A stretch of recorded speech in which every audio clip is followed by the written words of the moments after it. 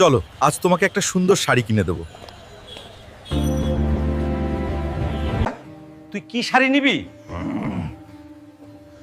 দেখলে তো মনে হয় 2 টাকাও নাই। এটা তোদের মতো গরিবদের মার্কেট না, তোদের জন্য রাস্তা ভেন গাড়ির দোকান ভালো, ওখানে যা। আজ আমি গরিব বলে টাকা নাই বলে দোকানদার অপমান করলো।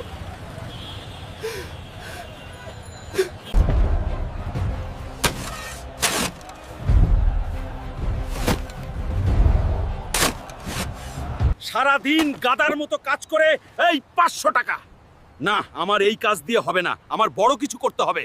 সাগরও আমার শক্তি ঠেকাতে পারে না, পরিশ্রম করলে আল্লাহ রিজিক দেয়।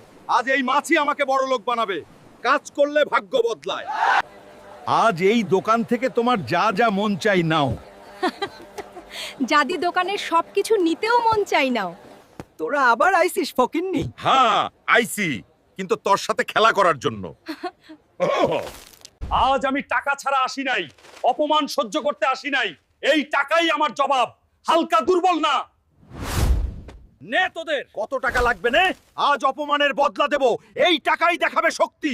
হালকা কোনো দুর্বলতা মানে না। তোরা গরিবকে মানুষ বলে মানুষ মনে করিস না, আজ সেই ভুলের জবাব দিব।